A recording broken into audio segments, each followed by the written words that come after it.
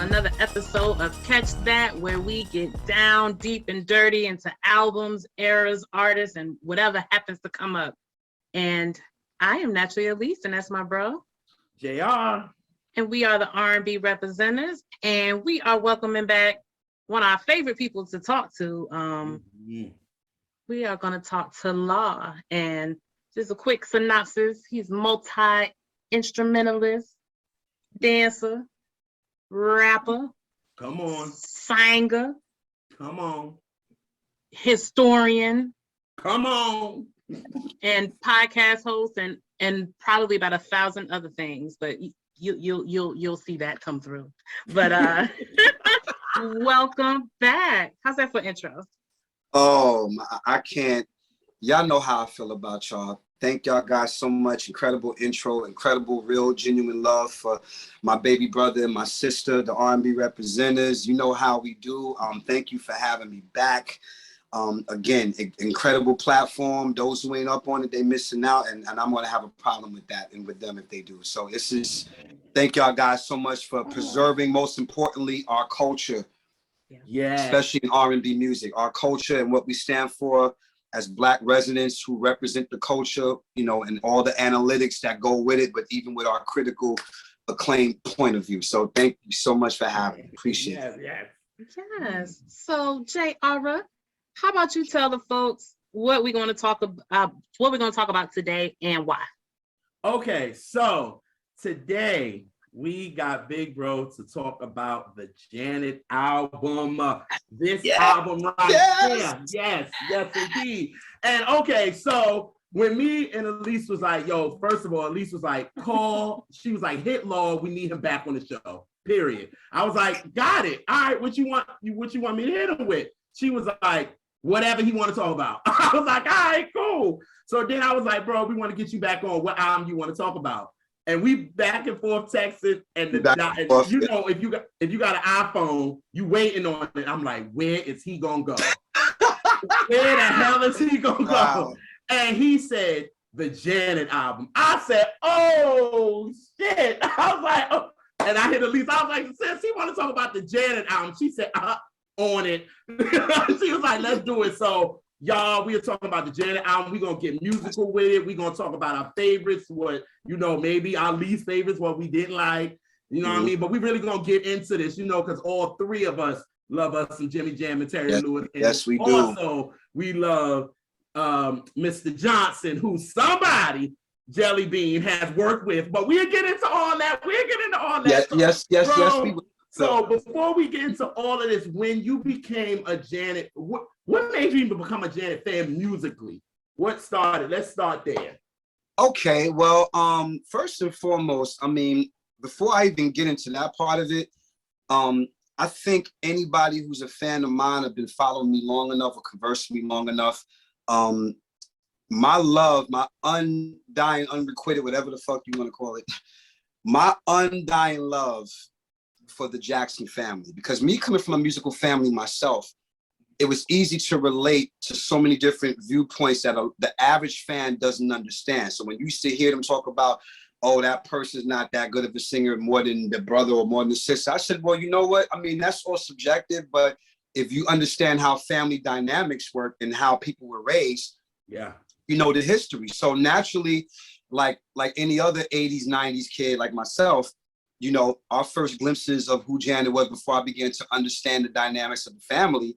Of course, there's Fame, there's Different Strokes, but then also around that time, American Bandstand and Soul Train. So there we get to see young Janet, you know, performing Young Love, you know, Angela Winbush, shout out, Renee Moore, the whole crew, Foster Silvers, Leon Silvers.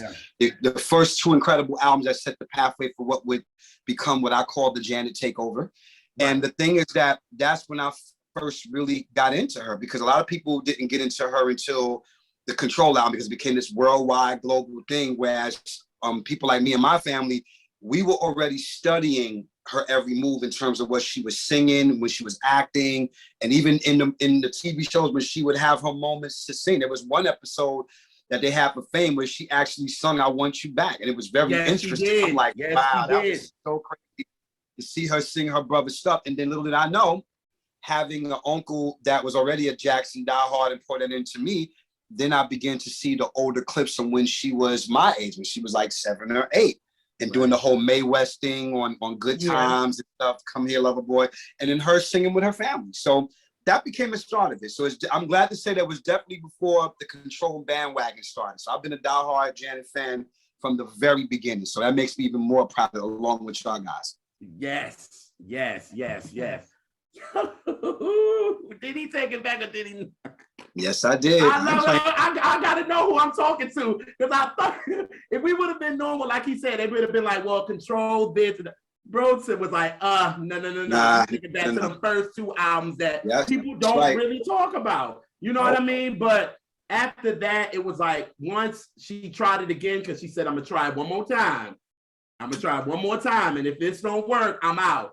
And she went to who Brian Alexander Morgan called the R&B gods, to Jimmy Jam and Terry Lewis, and she went out to Minnesota, and nothing has been the same since. Nothing.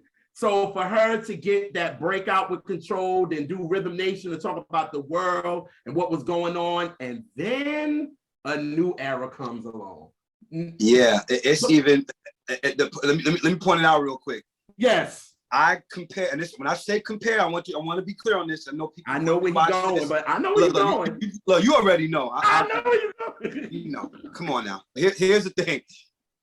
The period between Control and All For You, and I will throw Demeter Joe in there just because it has some great songs on it. So the thing is but I would say the classic period is very much I liken to Stevie Wonder's 70s period, from Music of My Mind going to Songs in the Key of Life. Because the Secret Life of Plants, I love that album too, but it's for the required taste. If you're not a deep CD fan like we are, you probably wouldn't get the concept. So Hotter Than July served his purpose when he came back with that. But that period between Music of My Mind and Throwing Where I'm Coming From, that was another very important album. You know, I know you know, sis. I know you know. So that period from there, I liken that to what Janet did with Control, Janet, Rhythm Nation, Velvet Rope, and All For You. That's definitely very similar, because those 5 albums, 6 albums, if you count the ties, right, it's an incredible study in the shifting of sonics, production, writing, concept. Last word being concept, because one thing they don't give Jimmy and Terry credit for is that they knew how to build concepts while using their Minneapolis formula. Yes. A lot of people didn't know how to use their sound, and no disrespect to Babyface, Teddy Riley, or any of, because of course we love them all. Yeah, but the reason why they all looked up to Jimmy and Terry, and Jimmy Terry looked up to my mentor, Leon Silvers, because see, Leon Silvers was doing that with Shalimar. He knew how, in Dynasty, he knew how to build concepts within the song, and even down to the final nail, the album cover. So Jimmy and Terry definitely borrowed all these different things and these elements from Gamble and Huff. Like, they knew how to put it all together, but in the updated feel of what we were experiencing production-wise and with new technology and new equipment. So no Janet album from that period goes unnoticed. We just happen to be talking about this incredible Janet album, because honestly, this Janet album really represented an even bigger shift than what Control and Rhythm Nation did. Absolutely. Because it made from that new Jack, and then once 92, 93 came along, it started to be hip-hop based producing. So Jimmy Jam and Terry Lewis saw it, and they was like, wait a minute, we can't be doing what we were doing with Rhythm Nation now. It's a whole shift. So they was like, wait a minute. So when they heard, because Brian even said that on the show, right? At least he was like, yes, I remember. Like, yo, like they heard It's About Time and was like, oh, nah, we can't do this. It can't be like this. Wait a minute. And he had, they had the team, the brothers, and all of them coming together and was like, listen, we got to do something different for Janet. And that's the reason why the Janet album is so different sonically than, Rhythm Nation and Control, because it's completely away from that New Jack Swing vibe. You know what I mean? Yeah, and absolutely. You can hear it in the first single with That's the Way Love Goes. It's so, I mean, it's so many points, because I know we're going to get deep and touch on some of the points for the songs, but if you look at the cohesiveness, because the thing about Janet is she also started that with the Control album too. It got even more cohesive with Rhythm Nation. But by the time we get to the Janet album, it's almost expected. It's almost like, okay, how are we gonna go from point? Even the interludes had its own thing. When she says, be a good boy and put this on, I'm like, you know what? Only 4 seconds of that, or I'm giving you back.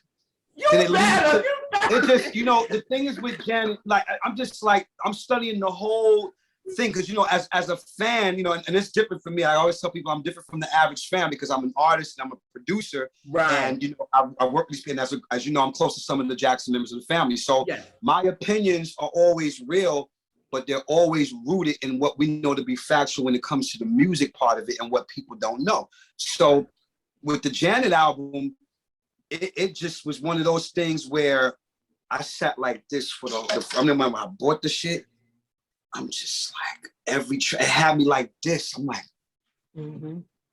I was ugly thing. I'm like, oh, they went there. Oh, like that. Once I get like that, after you know how it is when it comes to music. Once I get in that space with any artist I love, it's speaking to me. It's very much like a good movie and a bad movie. And that's my analogy when I say that, because when I go to the movies, if it's an action film, if I fall asleep within the first 10 minutes of your action flick, it's trash. if it's a comedy, if it's a comedy and you're not even making me laugh from the onset of the movie, I'm falling asleep. And I proved this theory. I came off the road with George Clinton when Bad Boys 2 came out. I just came off the road. So I'm still hanging. I'm like 45 hours. I'm like, I'm tired as hell, but we was already in the city. I didn't go back home yet. And Bad Boys 2 was playing at the AMC Theater in Manhattan. So I'm like, tired as hell. That shit woke me up. See what I mean? It kept me up. The whole movie kept me up. So I liken that when it comes to albums. So with the Janet album and with most of her albums, it always did this. So no matter where I was at that moment musically, it made me stop. It's like, oh my God, Jimmy and Terry outdid themselves. They can't lose. Like every album, they just keep outdoing themselves. And then Janet just finds different ways to channel her unique trademark voice. Like she just finds different vocal patterns, different harmonies, different things that she expands upon. It's like growth is so inevitable for any artist. But this Janet album, it's such a centerpiece. I mean, because it's album number what, 5? So it's like, you know, even in that sense, it's like, damn. And 5, you know, 5 is a very important number. A lot of things involved in the number 5. Think about Lenny Kravitz's 5th album. His best album. Shit. You're right. You're right. In hindsight, not counting Mama Said, but Lenny Kravitz's 5 album to me was the mashing up of everything who he was, but he was growing as a producer. He was learning how to embrace new technology, but still be the raw ass vintage studio knob Lenny that we know him to be. That's not easy to do. So imagine Janet at this. Imagine Janet. You done did Rhythm Nation, Control. And Lenny had an album out the same year as Janet. See? That's why I love you, sis. Either it all makes sense. Oh my God. That's true. I didn't even think about that. So, and even, oh gosh, I love that you brought up Lenny, but before we talked to you, I told JR, I said, I think I know one of the big reasons that he likes this album. I mean, loves this album. It's a lot of guitar on this album. Get out my head. And she said it. Yeah. And y'all know me well. Yes, with you being the player you are. And my favorite instrument, like with JR, he's the horn guy. He always says he loves horns is his thing. Right. Absolutely. Guitar is my thing, which is why I actually do listen to a lot of rock music, because I love to hear the guitars. You see, that's why it stays on me. You see. And I will gravitate to songs like, you know, that have a heavy guitar in it. I'm gonna So she said that too. She was like, Because I was happy to talk, but then she was like, bro, think about it. It's a lot of guitar on this album. I said, shit, you right. And she was like, and some rockish songs on it. Yeah, I mean, but you got to remember, I mean, look who we're talking about. I mean, one of the things I bring up consistently, I mean, let's go a little bit back to the album before that. I mean, here's the thing. As we all know the story by now, you know, Rhythm Nation was supposed to be Control Part 2 because that's what the record label wanted. And Janet was like, no, I got some other things I need to talk about, and this ain't one of them. That was a gamble and a risk altogether because to come out with a message concept album. Yep. But honestly, if it wasn't for Jimmy Jam and Terry's production, I don't think the message would have got through. And honestly, it probably would. Rhythm Nation would not have done. Remember, Rhythm Nation outsold Control. Yes, it wouldn't outsold because I think that Janet knew what she wanted artistry-wise. She knew how to put it together, and then Jimmy Jam and Terry had the tracks that just matched the aggression and the tone of what that thing is. So the thing is that with me as a producer, I mean, the musician thing is obvious because obviously, you know, I play all instruments except for horns. I don't play horns, but I can write them in arrangements. Anytime you hear horns on my record, you know that I either wrote the part or I told them what to play. So my thing is just that even in capturing that, I listen to everything. So of course, guitar and bass are usually the first things that grab me because guitar is the colors. Guitar and keyboards are the colors. Bass and drums is the foundation. That's the meat and potatoes. So as long as you got the groove and it's hitting and it's stacking, let me hear what you're putting on top of that bass and that drum. And that's going to determine what the record is going to be, where the melody's going to go, where the harmonies might go, what can we put on this backdrop. So it's so funny you said that with the Janet album, it's almost like, I mean, who dares to put a damn jazzy ass West Montgomery feel on That's the Way Love Goes. That's the way. Yeah. And it's funny. And you know how I know this? Because look what happened. No, I think it was it Norman Brown? I think Norman Brown did an instrumental cover of That's the Way Love Goes. So that proves my point. Wow. Right there. Norman Brown did a jazzy. It's either Norman Brown or Wayman Simpson. I don't know which one. I think it's Norman Brown. I'm putting money on Norman Brown. Okay. Norman Brown did an instrumental of That's the Way Love Goes with live drums and regular bass and guitar. He's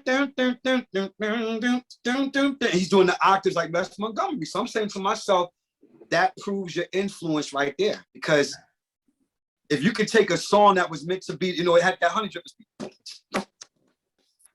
And it's all, and it's just, you know, and a sample of Payback. No, Payback. Papa Don't Take No Mess. Papa Don't Take No Mess. Yeah. So the thing is that it's sonically put together. But when you have musicians like Jimmy and Terry, I mean, come on, now they're not beat makers. These are guys that play their instruments. So they knew how to put it together. And the thing is that shows the example. So what Sister said is so real. Like I listen to everything, no matter where the production of it or what direction it's going in, because that's going to be the determining factor. And yes, on Janet, there was definitely more guitar, but it started with Rhythm Nation first. Yeah. Thanks to my mentor, Jelly Bean Johnson, Black Cat. Number one across the board. Yeah. Based off of a guitar riff that he wrote. That's very much Jelly Bean. That's Jelly Bean's whole thing. His whole style is in that one guitar riff. Down, down, down, down, down. That's Jelly. That's him all the day. So that goes to show you. So you should have known that at that point, it was a different thing for Janet. Janet had never did anything like that prior. Mm-hmm. So it's only right that every album, if you notice, she repeated the same kind of thing. So of course, for Janet, it was If. Then you got things like What About That? My second favorite song on the Velvet Rope album. You know what I'm saying? All that shit is definitely, I mean, so thanks to Jelly Bean Johnson for setting that influence. He said it. Oh yeah, absolutely. And then what he did on What I Do. What he did on What I Do. And with Stokely playing them damn drums. Like straight up, that was straight up 60s, early 70s rock and roll with a little bit of soul, like Stax. That was like a Stax moment. It was. God damn it. God damn it. Look, I mean, look, y'all remember, I mean, look, it's the same way she did with Together Again, which is basically house music meets Motown. Yeah. Yep. If you take away the house beat, then It's Motown. It's Motown. All she just did was make it swing. Boom. That's house music. Yeah. House music. So Janet married house and Motown together again. So same thing with what I'll do. It's basically stacks, and they even give a nod to the Rolling Stones. Yeah, that's what I said. I'm like, come on. I knew where you were going with that. Yeah, so, yeah. So, And I'm a huge Stones girl, so yeah. Look, you know how I feel about the Stones. I ain't gotta say nothing else. My top six for a reason. Big Stones fan. Okay, but what were you about to say, JR? Okay, so all right, so we coming into this new era, and I always say this. I always feel like Janet kind of gives us a flavor of what is gonna be for this next album, right? So I always like the last single from Rhythm Nation was "Love Will Never Do," right? And you see the video, and you look at the video, and she's very, sexy. Different, very sexy. It was like, very soft. Wait a minute, your video before that was "Come Back to Me," and you in like suited up and this and a trench coat. Like even beyond the sexy, it's like that's the obvious, that's the low hanging fruit. But she was soft. Soft, right? It was soft. A softness. It was an approachability. Yes. Yeah. So then you started seeing the rollout. You know what I'm saying? When it was like, all right, Janet's coming. So it was like, when Video Soul, y'all remember when the Video Soul episode with Donnie Simpson and Sherry Carter, and they put in the clip where the kids is in the video and Janet's talking to them. But you kind of see, like, they had little shots of her, and you see the midriff, and you like, you looking around, and you like, well, wait a minute, Janet, whoa, okay. And then she comes out with "That's the Way Love Goes," and you see the video, and it's like, oh, this some new shit. Relaxed, chill vibe. She's not doing any dance steps. She's just hanging with her friends. Like, it's very normal. Yeah, I think the video was very important. In that, again, like I said, approachability. So she's in there. There's no choreo. It's not a party. It's just friends chilling and vibing. Yeah. So you like, oh, I could sit down and talk to her. I always say the Janet album made you want to be one of the kids to me. Yeah. You wanted to be a part of that dance crew. I agree. You wanted to be you wanted to be down with her. Like, made you, like you said, Elise, like, I wanted to be in "That's the Way Love Goes" video, just chilling with him. Like, I wanted to be the guy that was blowing on Josie Harris' toes. Oh, here you go. That's my homie. Now, shout out to the legendary, incredible Josie Harris. That's big sis for life. But I had the biggest crush on Josie back then, and she's even more beautiful now. Yes. Even more beautiful. She's always sexy and gorgeous and beautiful in any dance. Our dance icon queen. But in that video, I was just like, I want to be that guy. That's it. But it's so crazy that the label wanted "If." I get it, but they wanted it. And that's why Jimmy and Terry was like, listen, we need to fight for "That's the Way Love Goes," because they said they brought, what's his name, to the studio, Chuck D, to the studio, because they did New Agenda. New Agenda, to the studio, and they let him listen to "If," and then they let him listen to "That's the Way Love Goes." So then they asked him, and he was like, yo, I like that "That's the Way Love Goes." He was like, it's like on some Sade shit. That's what he said. It felt like some Sade shit.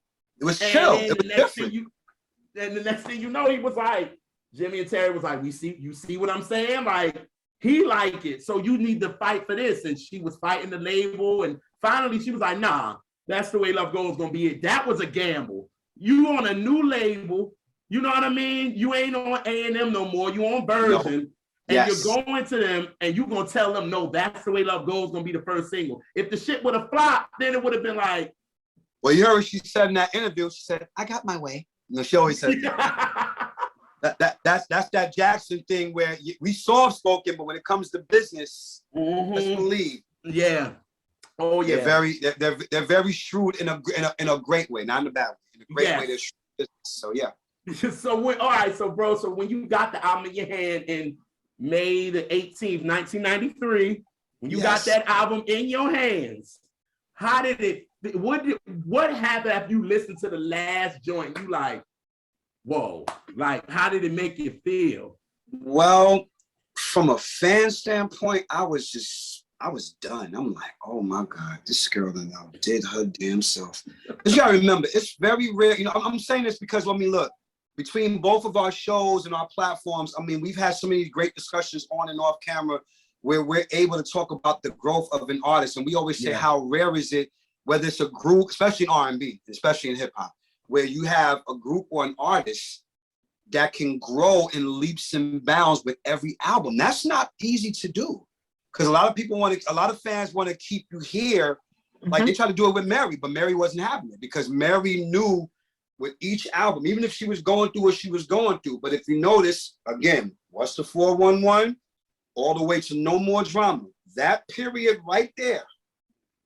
You know, I guess as a diehard Mary, you know what I'm talking about. Am I talking the truth or what? That period right there.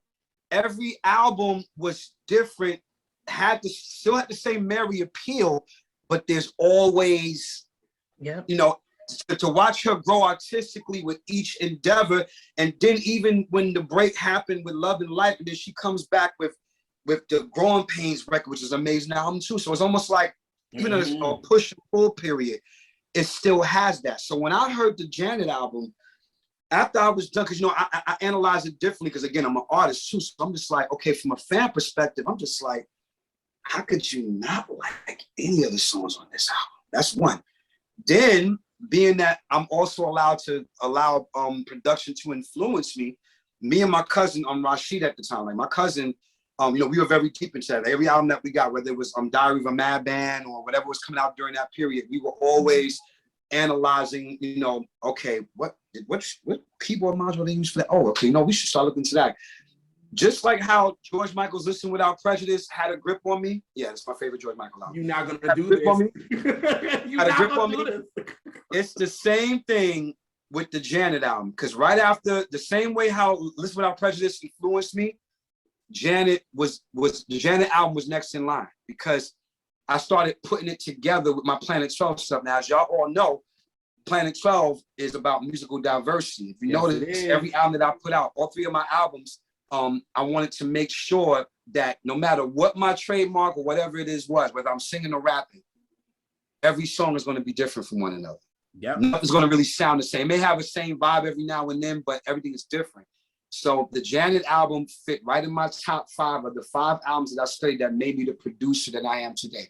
Definitely. Because to go from a song like This Time, where you have the great Kathleen Battle singing opera over a very gothic, string-heavy thing, but then yet when Jim and Terry come in with the beat, it's still very much hip-hop and R&B. Yeah. That blew my mind. And then to go from that to Throb, which, you know, I'll get into that later. To go straight up house, that's straight up New York City. That's why my favorite part during her tours was when they would all come out. You know why? Yes. That's the culture. We would dance house music. Everybody would take their turns in the pit the same way how we would break dance. Everybody would have their moment to get off. And she created that at the same time. It's still a song that you definitely may want to put on repeat if you're, you know, that's another story. I'm telling my business, but just knowing that Janet had that appeal to create a track like that, and then just go straight up New Jack Swing with Because of Love. Straight up New Jack Swing, and then even the minimalistic drum part of it is crazy. I'm just like, the boom boom. This is like something Teddy Riley would have did. And then to go from that to straight island music, The Body That Loves You. Whew. Simple. There's only like 3 instruments on that whole record, on that whole song. And then Where Are You Now is like some shit, you know. Where Are You Now is special for me because I got one of my biggest, you know, kisses off that record, but that's another story. That's my favorite Janet record. That song, and it wasn't even a single, but they played it on radio so much. So the thing is that, I mean, I don't want to get, because I know we're gonna get in depth with a lot of the other songs, but that's I'm just showing you where my mind was after I got past the fan part. Yeah. Fan part as a Janet fan is like, I did the same thing with the Bobby album. Once I got past the fan part of Bobby Brown, because you know he's one of my biggest influences and idols, I started digging deep into why the Bobby album to me is just still his best album. So a lot of ways with Janet, even though I'm not going to say it's her best, but the thing is just that it signaled what could possibly be that. And if that ever got into a versus argument about which album is better, I wouldn't be mad at anybody that would literally say that, well, you know what? I love all her stuff, but I felt like Janet album was better than the Velvet or whatever. I mean, comparisons happen all the time. People are subjective. So I don't really get, I don't even get into that fight anymore. I'm just like, you know what? Whatever album spoke to you the most, that's what you're going to go with anyway. Right. But Janet signaled such a pivotal moment for her artistry. Like, again, not only in the songwriting and the vocal part of it, but in the Jimmy Jam and Terry, just knowing how to pick apart production and make it cohesive and different for every song. And then just when you think it ain't gonna happen, because no Janet album is complete without a ballad. We went from Let's Wait a While to Someday Is Tonight, and now here we are at any time, any motherfucking place. I don't care who the fuck is around. I don't give a damn what they think. That even if she never sung on it, the groove, the changes within the chorus. And that was and then because you can't talk about Janet without talking about the visuals, the video. Well, first off, listen. Beyond the sexiness of it, the cinematography of it, and the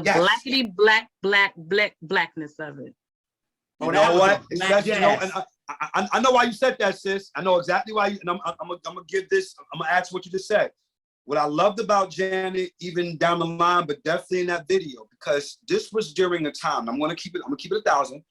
This is during the time when us as Black people, especially our incredible queen Black women such as yourself, we were still fighting with the music videos and the cinematography of a lot of these shows. And again, nothing against our light-skinned sisters either, but we already know what it is. They were using these platforms where the leads, they didn't want nobody who was anywhere near our complexion to play a lead role in a music video. So the fact that she got one of the darkest dudes, I was like, thank you. Thank you, Janet. You understood the assignment. Yes. You understood it. And not to mention she was married to a light-skinned Mexican guy. So at the time, so I mean, you got to be really ballsy to have that, but I understood why she did, and I'm so glad that she honored us in that way, especially when it comes to the men of our complexion, whether we're the darkest of brown, even the lightest of brown like myself. It's still like, thank you for understanding what we were dealing with in the video world, because that was still very much a prejudice. That was still a thing at that time in the 90s. Oh yeah. And then but think back to Love Will Never Do. Oh. My man, that's right. What's his name? I can't never pronounce his name. He got married to Kamora Lee Simmons later on. Yeah. I can't pronounce his name for nothing. He's an African name, but yeah, so you're right. Thank you. See, that's why I love you. Sis. Thank you. And that's what me and my mom always like to discuss about Janet. One thing about Janet, they might have put her as a pop artist or whatever you want to call it, but Janet was always down with us. Yes. Always, from the beginning, she was always down with us. Like when it came to like her remixes, who she threw on her remixes? Heavy D, MC Light, Q-Tip, DJ Premier. DJ Premier, like that part. Motherfucking Primo, yo. Missy and Tim, like for real, like Janet was always down with us. Hello, it got her brother to want to work with Heavy D. It's people don't even understand. I mean, this. And by the way, let me just send this quick shout out real quick to the King of Pop in heaven. We love you. Yes. We love you so much. Yes. Because what people also got to remind, of course, everybody knows already, the closest of Michael and Janet, because all these different things that were happening, of course, which led to the inevitable, which would later become Scream. The thing I love about Janet is that even if she didn't talk about it much, as her career and artistry-wise began to grow, she was no longer just Michael's baby sister after Control, obviously. But what I love is that she always valued her brother's opinion. As people forget, it was Michael who had the idea first about the military style dance costume. He did. He's the one that told Janet, this is what the future videos for big production is going to be. And she says, can I have that? And Michael was like, Janet, but you're my little sis, go right ahead. And the fact that in every interview, they would always ask her, does Michael have a favorite song? I remember in the interview, she said for the Velvet Rope album, she's like, yeah, he loves What About That. But you know why I know he loves What About That? Because that sounds like something Michael would have did. Hell yeah. Oh, yes. Hell yeah. Hell yeah. Even in the bridge, listen to the way she sings. I said, sound like Michael. I said, Michael would have easily did some shit like that. But that's what I love about family groups, because no matter who was the bigger star or who got what, when you look at every individual in a family unit, you'll see what makes them a family unit. That's why I used to hate when people be like, oh, why is Janet and Marlon copying Michael? I said, no, it's the other way around. That's a family. They all do things together. Same way how the Barge do certain things together, same thing the way Silvers do. So Janet's no exception. As a matter of fact, you would see Janet every now and then doing this, and then every now and then, Michael would do it in Speed Demon. I'm like, that's a family thing. I said, that's that Jackson. That's a Jackson trademark. So it's no different. So I just wanted to give a real quick shout out to Michael and how she continues to make sure. I mean, of course, we're going to make sure even if she never did. But I love the fact that throughout her career and her artistry, that she always valued the opinion of her brothers, especially with Michael being that those two are very, very close. So I just wanted to get that real quick. Yeah. And then it was just, you know, when me and Moms and actually my pops got this album, I just remember my mother was like, this feels very different. This don't feel, because you know, she's a rhythm lover. Like that album to her is just like, that's why she played it like crazy for me. So I'm like, and when we got to there, my mother was like,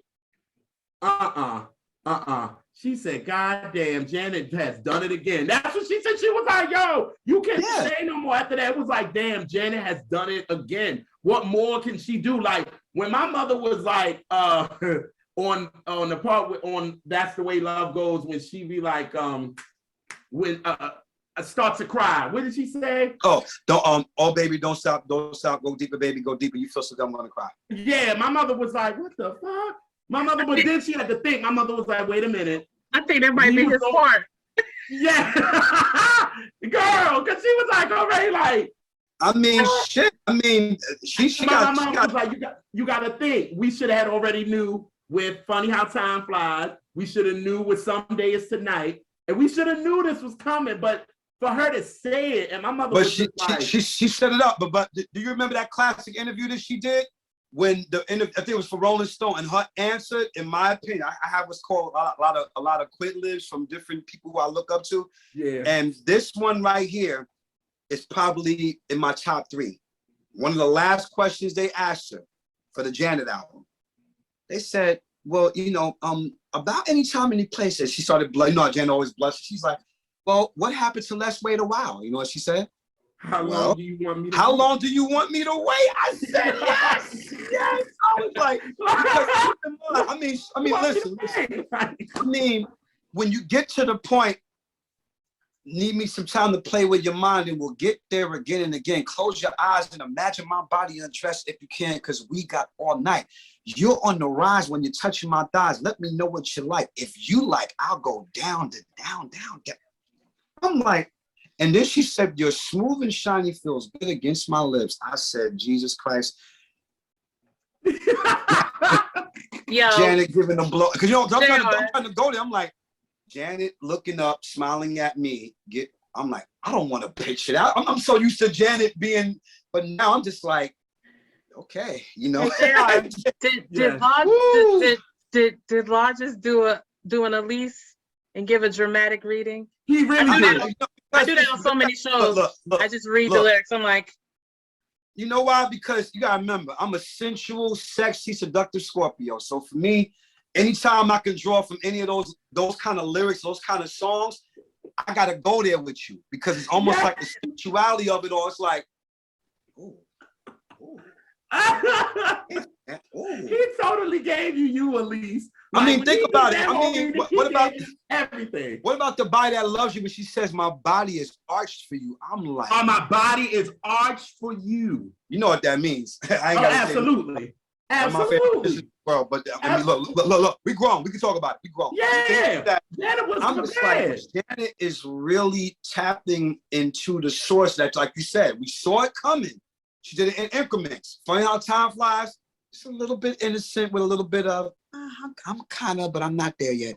Some days tonight, she's telling you, you know, I promised you I'll be worth the wait, but the wait is over, baby. First time happening. Right. And now here we are at any time, any place in the body that loves you, and I'm giving you all of this. This is what I'm doing. And that's like, for me, I'm just like, go, Janet, go. Jesus. I just, and mine, and she kept getting section with each album. So by the time she got the rope burn and all and anything, I'm like, Jesus Christ. I felt like that dude in the chair. I'm like, when she kissed that dude, I was like, yeah, and that, oh my God. It did things to me, bro. I was like, oh my God. I said, every guy in the building, if you didn't feel that, something is wrong with you. I'm like, I felt that, and I'm sitting here watching the show. I'm sitting here, I'm like, I felt that from here. And it's just, you know, I mean, you know, and which that's on another topic, but I mean, anytime, any place, she's like, skirt around my waist. Wall against my face. I'm like, I can feel your lips. Ooh. Look, and she didn't say where exactly, but if you got an imagination like mine, it wouldn't even matter. I'm like, listen. There we go. Listen. Look, we've been outside. If you ain't never experienced it, then this conversation is not for you. Ain't for you. No. Whoever's watching. Sorry. I'm messing around. Oh my God. So okay. So look, after we hear what's That's the Way Love Goes is out, boom. Then she comes with If as the second single. Yes. I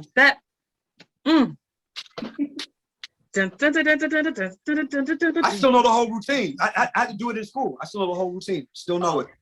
That's the one. I know it. That's like the one only choreography I could give you. Listen, once you got that shit in school, you was the shit. I promise. Absolutely. That one part of the move, because you know the rest of the choreography of that whole shit is dope, but that one part. Like if you have that shit and it's not, and your legs still have to be apart. By the way, shout out to the great Tina Landon, the motherfucker. Listen, her and Janet together was my lightning in the bottle. Like, for real. My childhood. Listen, I mean, I shared my Tina Landon story when I was talking about my time with Amy, because you know she was back when we did the MTV Movie Awards with Amy. Yes, Tina was backstage, and I told you I went like this. I mean, the people knew who she was, but they was like, damn, why? I said, no, if y'all don't know who the fuck this is, we can't even have a conversation. And I spoke to Tina about a year ago on Instagram, and she remembered. I sent her the picture. She's like, oh shit, I said, it was a long time ago, but I'm just like, I had to give that to her because as a dancer, as a choreographer myself, you know, I'm like, it was a level step above in this, of course, because like with all things Janet, even with having Jimmy enhance their production, Janet also changed her look, but then she also said, okay, we're going to step up the choreography now. Paul Abdul, I've got the other guys now. I can't think of the other guys' name. Anthony Thomas. Yeah. But now here comes Tina Landon with a whole nother vibe. Still edgy, but very sexy. Right. And she knows Janet loves to dance really hard. So if you look at like a behind the scenes on the If bit when they brought out like what was it? It was VHS, and it was kind of behind the scenes of every video, and you can hear Tina talking to Janet like, "Ooh, hard. You can't get too much hard. You got to be sexy." Because Janet is a chick that's just, I'm giving it to you, but she like, no, you shoulders. Do it right. That's her. She hard. Kill him with the shoulders. And Jared, no, very right. Kill him with the shoulders.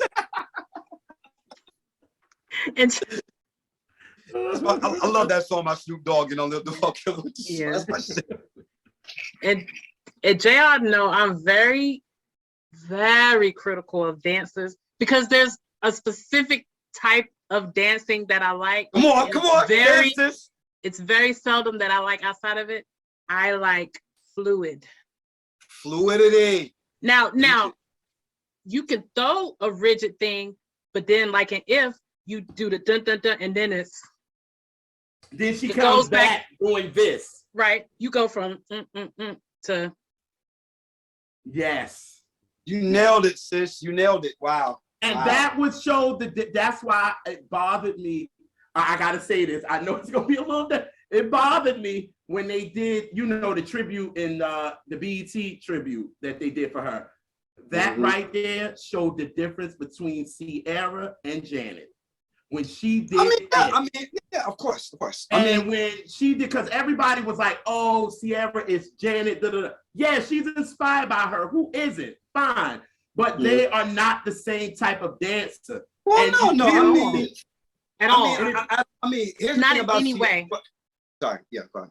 They're not in any way the same kind of dancer. Not at all. And they're both amazing dancers, but they couldn't be more different to me. Well, because here's the thing. It's like I'm gonna use a Jackson analogy that you're gonna love.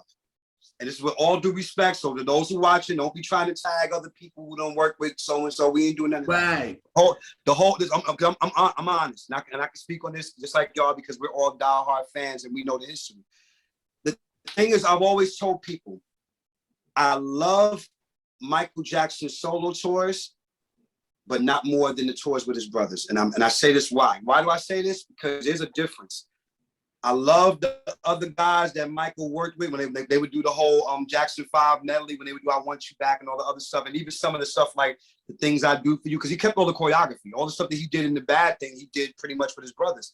Right. And I always tell people, I love what those guys did. Don't get me wrong, but there's a difference. Those guys were doing the moves. Marlon, Jackie, and Michael and Randy, they lived those moves. When you create and live them, that's a synergy you don't get with nobody else. That's him and his brothers. You know what I'm saying? So it's the same thing, even in that paraphrase, when we talk about some of the dancers who have the comparisons, who may got the moves down, because anybody can do a kick and a hee-hee. That doesn't mean, just because you do that doesn't mean you Michael. Now, mind you, as y'all see me dance, I incorporate everybody in my shit. And the thing with me is that I did that on purpose because here's the thing. People can pinpoint certain parts of it. It's pretty obvious I'm influenced by it. I did no means ever try to come out like I said, there's no such thing as the next anything because these are the prototypes that created what we built our foundations on dancers. Because again, same thing with Ciara. Think about this for 1 second with Ciara. Ciara reminds me, and that's why I love Ciara, because you could tell she was the girl in the ATL that would battle the guys because she was just that dope. She's really very, very, she's sexy and very hard too. So she definitely studied Janet without question. But even if she did Janet's routine, it ain't gonna look the same way because again, Janet lived that. Facts. You're just doing a replica of it to pay homage, which is good. You're doing a replica to pay homage. But there is no comparison. This is the reason why when the Chris Brown and the Usher conversations come up and the Marion conversations come up about, oh, he's the next, there is no next Michael Jackson. Now, for obvious reasons, you can easily see the influence of Michael and all three of those guys who I mentioned, and I love that. But let's look at the demographic there. All three of those guys are different in themselves. Think about it. Right. They're all influenced by Michael. But all three of those, if you study dancing the way I do, if you know like the difference between that's why I said there's only a ceiling that one can go to. Look at Chris Brown. What more can he do at this point? He done exhausted every move he can possibly do that's not Michael or on his own. After that, it has to go back to the artistry, but that's another conversation for another day. Usher and Omarion, same thing. People who are willing to grow, and same thing with them. They just revel in their moment. Like they know, okay, this is what I do. I'm gonna add to this, make the choreography even dope, and they roll with it. So I mean, when it comes to Janet, there is no comparison. And I feel like every person that she influenced, of course, we all take chapters from the people that we're influenced by. We put it in a pot of gumbo, we mix it up, and it becomes our thing. But you can see it. And that's why I say people so odd, they point out stuff all the time with me. They'd be like, oh, I see that one. You got that from some, and I'm like, I'm pretty sure I did. I said, because those are my idols. So you're going to see certain things that I may do, but then it became the law thing. You saw that video I put up in my Insta stories the other day. My friend Ro was imitating me on stage. I'm like, I said, that's pretty spot on, bro. I'm like, yeah, I say, I do that. And I'm laughing because it is a thing that I do. And it's a combination of everybody who I love. No different from Kid and Play, no different from anything else. But Janet set a standard in her choreography, because no matter how much we do, and even when I do it, now of course I'm gonna do it, but I'm gonna be honest with you, I ain't gonna do that shit like the way Janet, because they created that. That's a synergy that you can't recapture. Period. No, not at all. You know? Not at all. Not at all. And that's what also made the album to me too. The visuals. You needed it. You know what I mean? You needed it. That's why like Elise said, the video qualities was so strong, and it was so like you needed. Like You Want This, that's one of my favorite Janet dance sequences. Love that. That's my favorite, one of my favorite videos. Yeah. Oh man. But I think the visual gave the song more life. It did. It gave it more life, because then I could connect. Every time I hear it, I see it too. I never hear that song and not think about the moves and think about the desert and they're in, you know. Oh, absolutely. That's why, you know, for me, every time I'll just be waiting early in the morning, you want this. I'll be waiting like, yo, like, that's why I think this. How did Dart say it in our episode, Elise? I don't know. I got lost in the song. I'm sorry. How did Dart say it? It was like my face, right? I'm blushing like hell. I'm thinking about I noticed. How did Dart say it? Dart was like, when you got to the control, you was like, oh, this may be a fluke. You got the Rhythm Nation, you was like, oh, okay. Then when you got to the Janet album, it was like, oh shit. It was like, oh shit, like this shit is real. I'm here, like, bitches. I'm here. I'm not going anywhere. I'm not going anywhere. Like the first, you know, because people don't think about the first two, because Janet don't either. I'm glad what she did the Rock With You tour. But when she came with the, you know, everybody think about Control and then Rhythm Nation, but this Janet album took her on a tour for fucking 2 years. Like, yeah, thank you. Yo, like everything about this album was just, it was just like a light in a jar. Like nothing could go wrong. It gave you just like I said, you know, it influenced me as a producer and as an artist. But I'm just, as we're talking about it, like as you see, I'm getting all these feels in my face, because I'm just like, I knew where I was when this shit came out. So here, you know, we're still progressing. I'm still in high school at the time. I think it was my junior year. I was in my junior year in high school. So the thing is that I'm already in the industry, though. I'm still making my rounds. We go to parties. We're in listening sessions. And me and my cousin Rashid and my little brother Justice, like we're doing the homework. Like we're literally breaking down each track after we done got through enjoying ourselves and rocking out with it. Now we sitting down listening to that. Yo, you hear that snare on this time? You hear? I don't even know what snare is that. So we're listening to the correspondence of all of that coming together, and then you come out with a song like New Agenda, and you throw Master Chuck D. I mean, how can you go wrong with a song like that? And then just to hear Janet, and did you ever see the interview where she literally admitted that she did not know that there were kings and queens in Africa? Yes. Some people got mad. I didn't get mad at her. You know, I didn't get mad at her because you got to remember. Look at where they were at that time as a family. Look at what was going on in the school system. They wasn't teaching about none of it. No. So you got to remember. Now we know, and thank God we have people around us that, of course, my mother's a former Black Panther, as everybody knows. So of course I learned supremely early. So the thing is that unlike most kids that probably didn't. I could tell, and it's not no, I don't never blame them for that, because you got to remember at the flight of who they were and at the time coming into that. So Janet is learning even more. She's growing with that. That's why if you notice when we said earlier, even certain themes in certain records, as like the Velvet Rope, when she says nobody can stop us, towards the end when she samples the Marvin Gaye Into the Blues, like she's really speaking even more so to us directly as a people. So a song like New Agenda helped start that off too. I'll be honest with you. She could have made that song during the Control and Rhythm Nation era, but the thing was just that I don't think it wouldn't have been received the way it did. It came out at the right place at the right time. It's the early 90s. I think we were wearing our medallion, we were wearing our things and our Malcolm X shirts and stuff.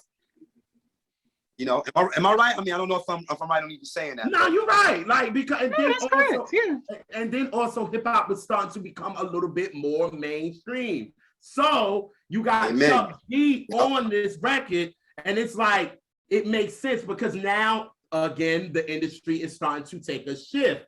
You know what I mean? And then again, she's just coming off of the Rhythm Nation album. You want a song like this. You know what I mean? It makes perfect sense. And then right before is the intro where she's like, the world is sick of racism. Get well soon. Like, like the brilliance of, like we said on our Velvet Rope episode, and Elise said, interludes. Janet's interludes are nothing to play with. Because I think, at least you said there's some hip hop albums you don't even like interludes on. That I don't, I said there's some hip hop albums that are great albums if they didn't have the interludes that I don't revisit because I ain't got time to be. They picked on me because I said it's more work. And I want to clarify again, when I say it's more work, I mean mentally, it's more work on a CD because you want, when you buy CDs, when you buy vinyl, you want something you play and you don't have to touch it. Right. Because it's disruptive. It's not like making a playlist. It's disruptive if something throws that vibe off. And that's what I meant by that, to clear that up from the Velvet Rope episode. Well, thank you. I mean, please listen, and thank you. You cleared it all the way right, because that's pretty much, ain't nothing else to say after that. That's pretty much because, no, seriously, because we think the same. Listen, that's, I mean, y'all know my collection is crazy. I don't have to tell anybody. I think everybody knows that at this point. It's the same with me. I mean, that's the reason why we talk about De La Soul, Street Feet High and Rises so much, because in between the great songs on that record, the skits is really the historic part of that record. People talk about the skits more than they talk about the songs. So that proves my point even more in terms of hip hop, and then let alone we're talking about R&B pop music. So at that time, unless you were Prince or Michael, because at that time Michael didn't start doing the real interlude thing and the long intro thing until he did the Dangerous album. Yeah. So think about it. So NBA, which came out not around right before. So the thing is that in that point, So think about that for 1 second, and all the albums that are coming out around this time in the R&B, hip hop, and pop department. Everybody was trying to keep people interested in setting up the next song. So with a concept record, it's very important that if you're going to put a 5-second or 10-second interlude or a 1-minute interlude, make it make sense. And that's exactly what Janet did. Every interlude on that album, and even all the other albums, I look forward to her interlude, and I'm waiting to see what is Janet going to do that she didn't do in, like, the All For You interludes were crazy. I love that, because it was like a whole thing with the beeper playing, I think it was All For You, or Go Deep, where the kids are at the end chanting the whole chorus. So it's all those things is what make Janet albums an event. And again, starting with Control, Rhythm Nation, and Janet, we already had got accustomed to the fact that every time Janet came out with an album, she's going to keep us like, what is she going to do next? Like, what? Even the first single wasn't this, that, and the third. Let me hear what else is on this record, because it might be something that I didn't get a chance to hear. And again, with the Janet album, which talking about songs that weren't even singles, but we can talk about freely. You dig what I'm saying? And Janet really understood the market and consumer. But can I make a shift real quick here, y'all? Real quick, watch this. If since we're talking about this, well, I know you're going down the line with the singles and everything. Let me interject this part real quick.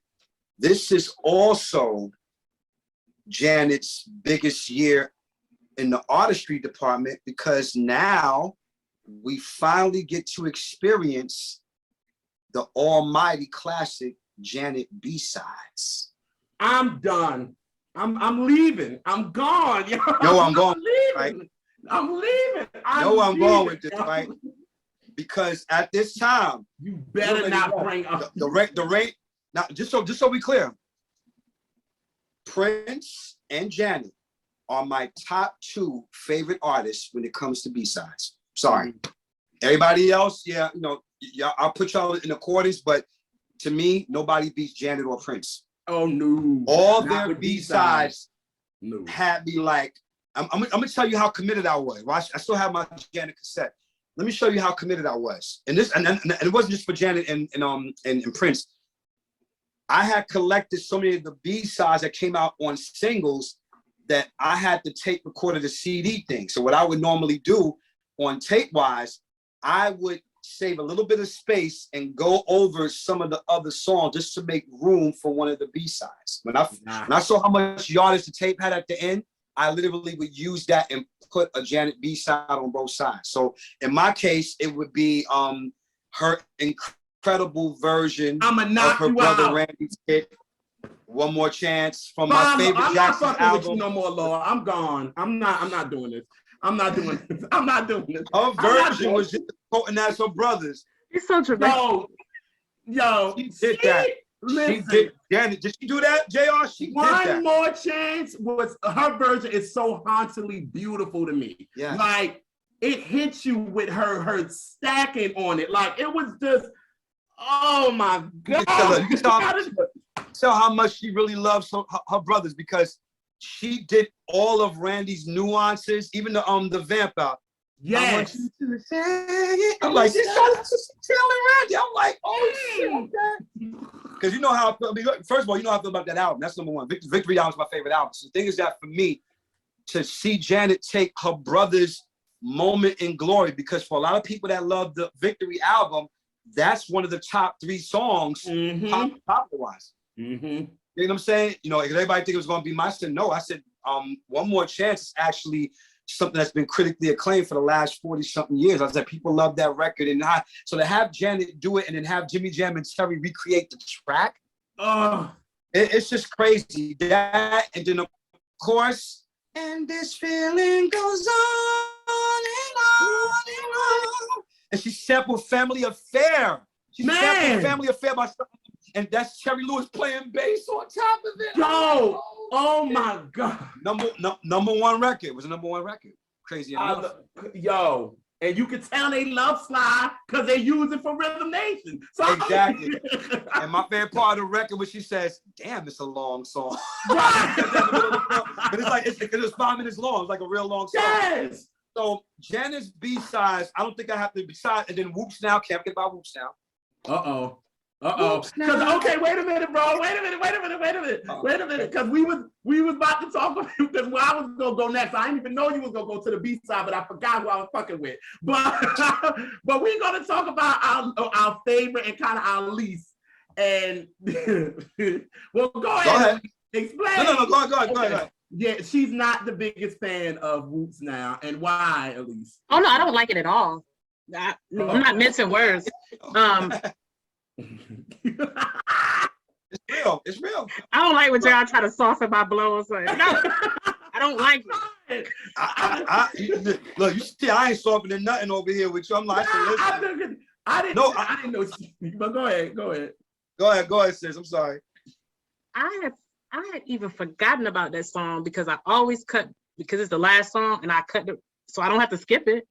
I stopped listening to the album. I got you. I love the song. It just doesn't do. It don't do nothing for you. That's real. It don't do nothing at all. Like it doesn't. And actually, I don't even want to say I hate it because that means there's emotion about it. No, I don't. I'm indifferent to the song. I don't feel I don't feel angry when I hear it, but I don't feel happy to hear it either.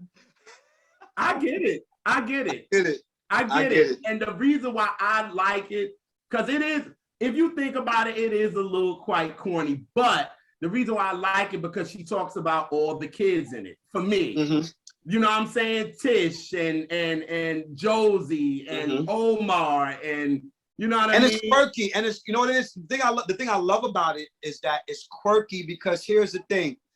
We done went through the sensual, edgy shit of all that she's done, and here she comes with this little ditty for the end of the record, like, and I'm just like, you know, to put energy into that song for the last record on after the Sweet Dreams interlude, I'm just like, you know, kind of like weird, but I like it, and not more so because of the fact that it's just like it shows a real playful side of her. That's for me. Yeah. I don't. Look, it's not in my top 20 or top 30. So I'm just letting you. You know what I mean? It's not in that category. But it's almost like I appreciate the quirky side of that. It's quirky. Right. It's just quirky. It's just that's all. It's not meant to be. Well, Jay, think of what's the song on Velvet Rope that is my least favorite, and how much do those sound alike? You don't say so? What song? Tonight's the Night. No, not that one. The other one. No, not that. Oh, that's the one I said I just didn't have no feelings for. Which one did I say I don't like it? The one that I don't like. Me and you both don't like it every time.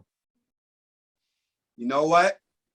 And you see how similar in emotion and style. No, you're gonna laugh. I didn't like every time. I don't like every time either. No, I don't know who does, like, at all. It just wasn't one of my, it just, you know, and again, and of course, with no disrespect to Janet, Jimmy, and Terry, it just didn't grab me the way the other songs did. It just didn't have, and that's just what it was. It didn't evoke any emotion. Yeah, that's either way. Like, it's just there. It's just there. That's on the Velvet Show one. Velvet Rope. I was like, it just.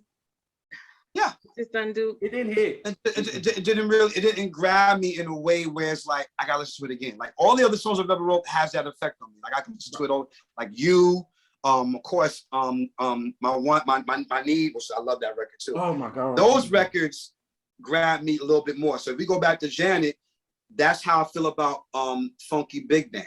How the hell I was about to say something? Because we're so much alike. Hey. Yo. I dug it, but it's almost like I said, I get it, but it didn't have the same. So that's the song that you don't.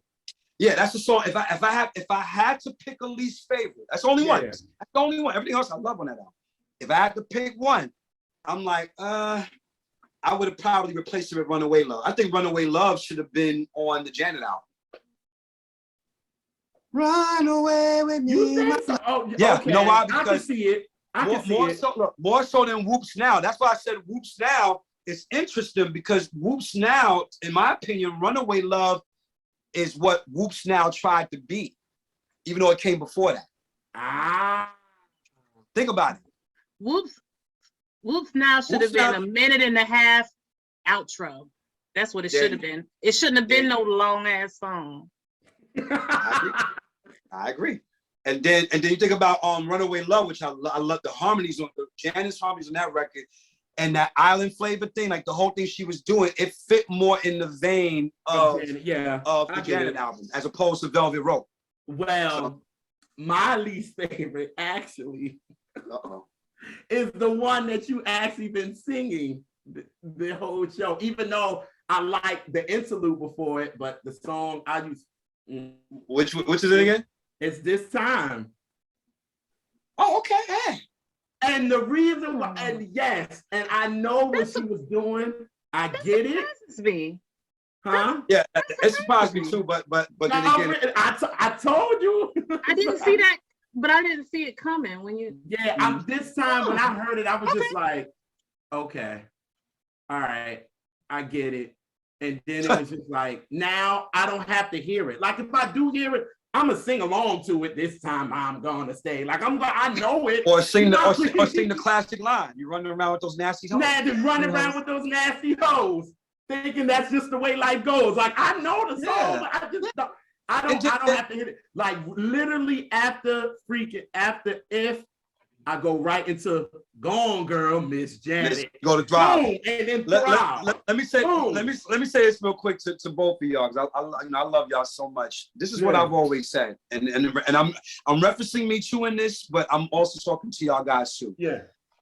Because of our fan base and our platforms and the respect that we have gotten from the architects in this business, and especially me more on my side, because I'm an artist. So the thing, I feel like we have earned the right to say what's a least favorite or what we don't like. And I'm saying this also because you gotta remember, I've always been a person, if you can back that up with why. So you gotta remember, we know music. So whenever you or at least says something, I'm already like, I gotta hear why you don't like it. No, why I say that? Because it's almost like y'all gonna have a valid reason because you did the fucking homework. We study this shit. We live it. It's not like just some mere fan and we're just sitting here, we just can't. Because some people do it like, I just don't like it. I said, no, you have to give me a better. I used to challenge my kids all the time.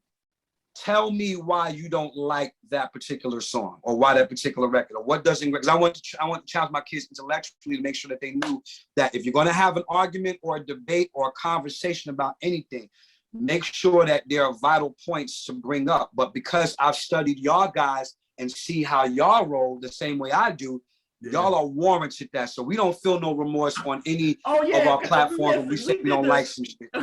Elise, right? We did our joint with Alexander O'Neal. Let me tell you something. Jimmy Jam left us a long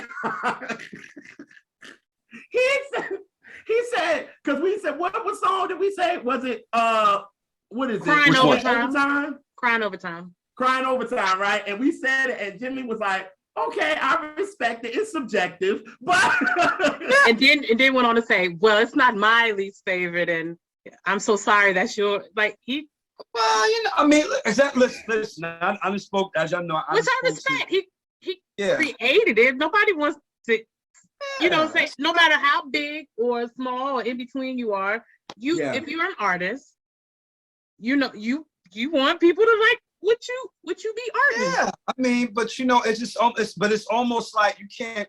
That's why I love LL Cool J so much, because he's very honest in saying things and he breaks it down. He said, "Listen, I already know that 14 Shots to the Dome is not everybody's favorite LL album. I went through the pain and the suffering of mentally things like that. Look, that's a whole other topic for another day. But the thing is just that."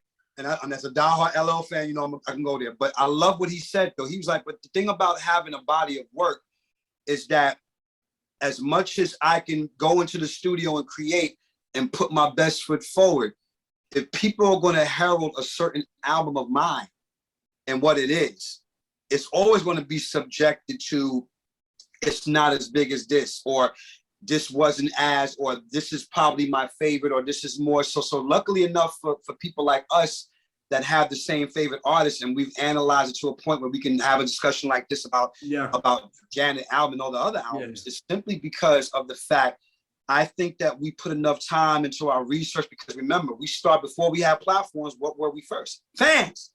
We studied. Period.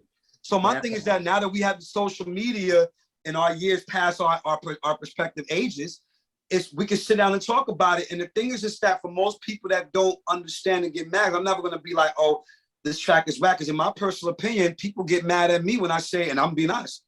I said, well, I said Stevie Wonder never made a whack album in my opinion. Because for me, I studied it long enough and I went through it. So that's just for me. I could pick out a song I probably won't go back to and be like, okay, well, I probably like this one more than that one. That's that one. Kind of, it's okay. Like Light Up the Candles, that's okay, but I like these 3 words. See what I'm saying? On the Jungle Fever soundtrack. So it's subjective. It's almost like, okay, I can flow with that. I could flow with this. This one, I respect it, but it doesn't really grab me the way that one does. And that is okay. We have a right. There is no such thing as a guilty pleasure. We like what the fuck we like. It's just that simple. It's simple. Period. And we don't have to everybody get into arguments and I don't argue with people no more. It's stupid. It's so stupid. Mm-hmm. And I just wanted to point that out as we talk about this album, because, again, there'll be people comparing. Even to this day, people still will fight with someone over, well, it wasn't that the Velvet Rope. I said, okay, if that's what that might be your favorite album, that's great, you know. But when we're discussing one album, I'm always about a person. I'm like Elise, stay on topic, because if we're talking about one thing, don't try to trail off. Let's use examples to back up your point, like how we did in this conversation. Unless you're doing that, it's like it's pointless. Like you're sitting there trying to make an argument for no reason. But the thing is that we're talking about the fact that we're able to say that. I respect Funky Big Band because I understood the concept behind the song. Right. But it's not. But it's just not one of those songs that when I'm like you. After that record, I go straight to New Agenda. It's almost like I just don't really. I'm not really into this one. And that's okay. And that's what you have, a body of work that you can do that. You know what I mean? Like, you know? Yeah, I want them problems to where I have enough classic albums and people are like, which one is the best and which one's the worst. I want them to tell me the worst because there's so many. Which one? That part. I mean, like, why do you think I gave a nod to Demeter Joe? Because what people don't understand about that record, and it's not to make it about the record, I'm just saying more so because I say it all the time. I said, well, if you have to put it against the classic period that she already established, of course, there's going to always be a conversation, but make no mistake about it. There's some bangers on that fucking record. I don't know what they talking about, but on Demeter Joe, there's at least a good 5 or 6 records on there that I like. Yes.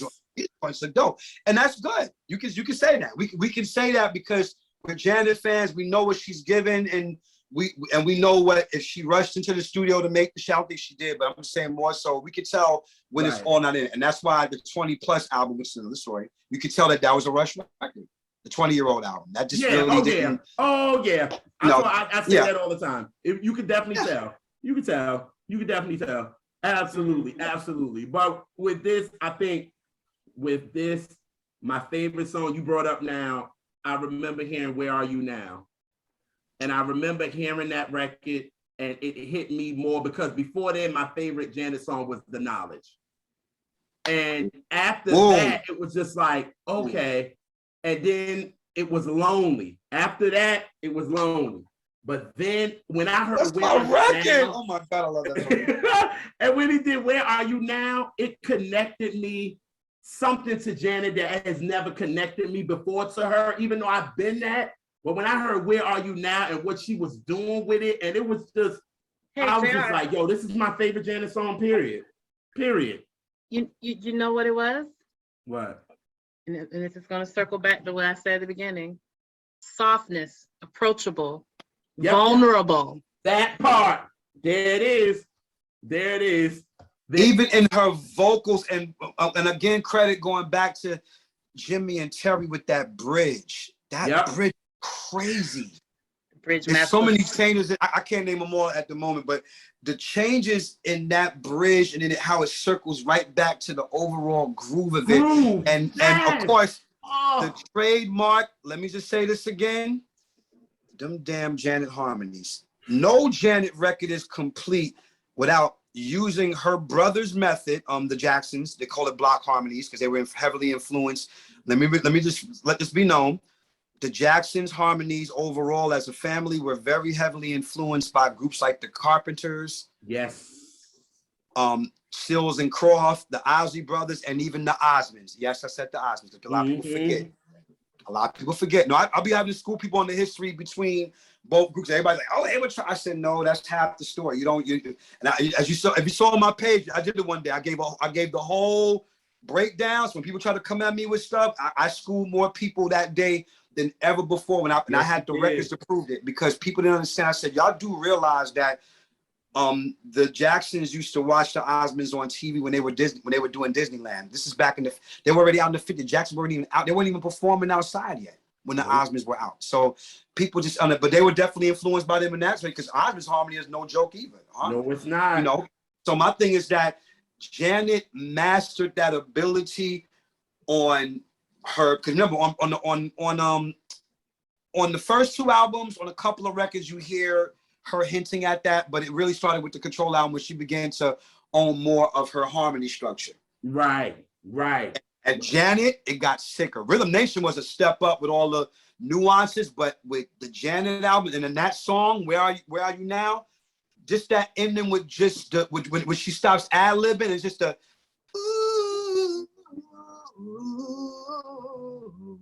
I'm like, oh shit. And it's like 4-part harmony. And then you hear Janet's low, because Janet has a low. People don't talk about that. Jimmy be saying y'all don't understand her range, yo. Yeah. Like it's nothing to play with, yo. Janet, yeah, he said that. I'm like, first of all, people like, I said, how are you shocked? I said, you don't know nothing about when she did You for Velvet Rope. I'm like, I'm not shocked. I said, Janet playing with her voice on this one because she rarely sings in that register.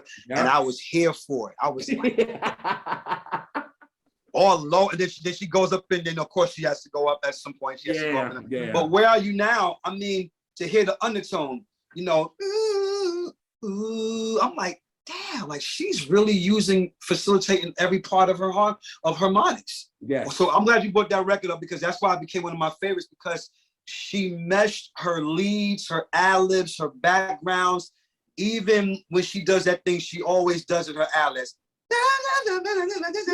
I said, I felt it coming. I'm like, she's gonna put that somewhere. That's a trademark. That's a Janet trademark. And I'm here for it. I don't care how advanced the production gets. I don't care. Certain things with certain groups and artists that no matter which level you're going to with the next record or how much you're growing, right. I need to hear certain things that still connect me with you. Right. It's the same way how Ralph Tresvant, when they did Rewrite the Memories for the One Love album. And he at the end of it, he goes, I'm like, that's Ralph. That's Ralph. Yep. That's what I want to hear from Ralph. Because Ralph don't have to do it on every song, but he'll pick a moment. Mm-hmm. You know what I mean? So it becomes that whole. So Janet owned on that song, Where Are You Now? Janet gave us classic Janet with an updated feel, but still in the realm of the sonics in that record. And that's why I told you I was able to have a good afternoon and a good night when I kissed this girl off that record. That record, it really, and mind you, of course, it's Where Are You Now, which is about loss, but here I am getting ready to.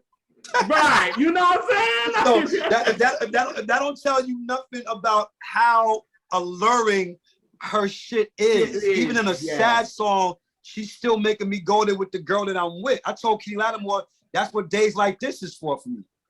Ooh. I told when I had him on my show, he was like, wow. I said, dude, I used to the girl I was messing with that time, we was cool. She put that record on. We on our way to the house, and I'm smiling like a kid on Christmas. I'm like, it's about to go down. I'm like, but you know what? Janet, good for that. It's gonna be a song about one thing, and it's sexy. Think about, she made a song about waiting, sexy. Let's Wait a While. She made a song about being sad and lonely. I Get Lonely is a sad ass song, but she lonely, but it still feels sexy. But it's so sexy though. And then you put the visual, but even without the visual, it still has Lonely is so good. It makes me and the real shit. It gave when I first heard Lonely, and to this day, because it's in my ballad playlist I have. I'm gonna put that up one day on Instagram and show y'all what my playlist is like. It still gives me chills, and it's quintessential Jimmy and Terry production-wise. Mm-hmm. I get emotional when I talk about. I told Chucky Booker that we talking about the tour when they did the Nation tour and whatnot. Yeah, he was just like, dude, you don't even understand. When me and DOA was playing that song during in the court, he was like, we would even get like shit, like we all in the damn song on stage, you know.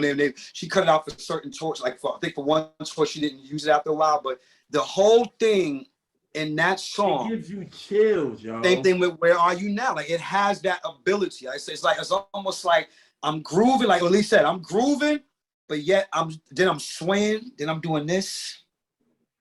Then I'm getting ready to, like I told you, like I said, I kissed this girl and some shit down. And I'm just like, damn, how can a song about missing someone and wondering where they are, and here I am? Because you know why? It's Janet, Miss Jackson, if you motherfucking nasty. Period. That part. I can't. That's why I love talking with y'all, because y'all get my emotions. Like I get it. You get it. You get it. Thank you. You get it. Oh, I'm not being judged. If I was, I wouldn't give a no, fuck. You come on. You know this. No, we ain't doing that. No, I'm not. No, not at all. Not yes. at all. So now we have come to one of my favorite part of the show. Shut up, JR. Yes. Such a hater.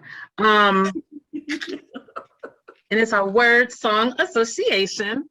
And today we're gonna talk about some other records that came out in '93, and each of them is a different like subgenre of R&B. None of these groups are the same, okay? And you just tell me first song or just thought that comes to your mind about these albums. Okay, go for it. So we'll start off we'll go with another female, and we'll go Toni Braxton's debut self-titled album. Sultry. Jesus. Oh my God. How could you not? First of all, the album cover by itself. Good Lord. And then that thing, no, she fine. Elements of contemporary R&B with a little bit of pop, but overall jazz groove and just ambiance. 7 whole days. I mean, just 7 whole days by itself. I mean, 7 whole nights. You know, it's just, I mean, he made that sexy, and that's a song about, you know, yeah, see what I mean? Yeah, exactly. Basically about being ghosted. So exactly. So the thing is just that it's just sultry overall. It just takes me there to that place when it first came out. I still have 4 copies of it to this day on CD. All right. Okay. Tevin Campbell, I'm ready. Game changer for him. Ooh, I like that. For him, because I like that. I love the first album. But I'm ready. It was like the maturity. I mean, he was already kind of going there, just being who he was, because that's how just dope Tevin Campbell is. He was already mature at 13, even though he's obviously a teenager. But I'm ready really signaled, okay, I'm grown now. I'm here. We're here at this place. So that whole album, that's why I said game changer for him. I think that's when a lot of people took him more seriously. We took him seriously the first album, but a lot of people just like, okay, yeah, it's cute. Yeah, he's dope. He's nice. But I'm ready. That was like, oh, okay. And then when nobody could get through. Before I'm ready, he tried to tell you. He tried to tell you he was on a rampage because this is his thing. You know what? Yeah, I can't stand her. I love it. Hey, he tried to tell. He said heads get ready, and they didn't. Yeah, so that's a good call on that one. Definitely the maturity sprung up on so many different levels, and it set the pace for his third album, which I feel doesn't get enough credit, but that's another story for another day. So, okay. Yeah. Oh yeah. Mm-hmm. All right. How about Diary of a Mad Band?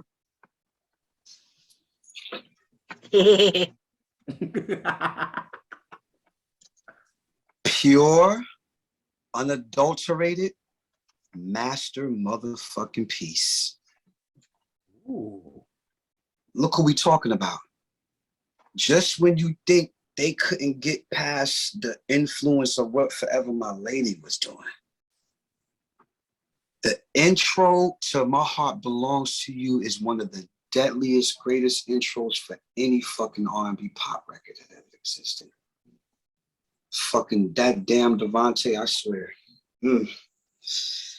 I can't even, as you said, I had to give you that statement because I remember where I was when I heard it. I remember being like, again, same thing with the Janet album, being in that space. Yeah. Big, I have big speakers in my house at that time, so you gotta remember. I could imagine. So it's like, that's all I can say about that. Just the definitely defining moment, and set the atmosphere for the show, the After Party Hotel, which it took it even another further step, another level up. That album right there. So unfiltered masterpiece to the 100 fucking power. And we'll leave it there. All right. And oh no, 2 more. Okay.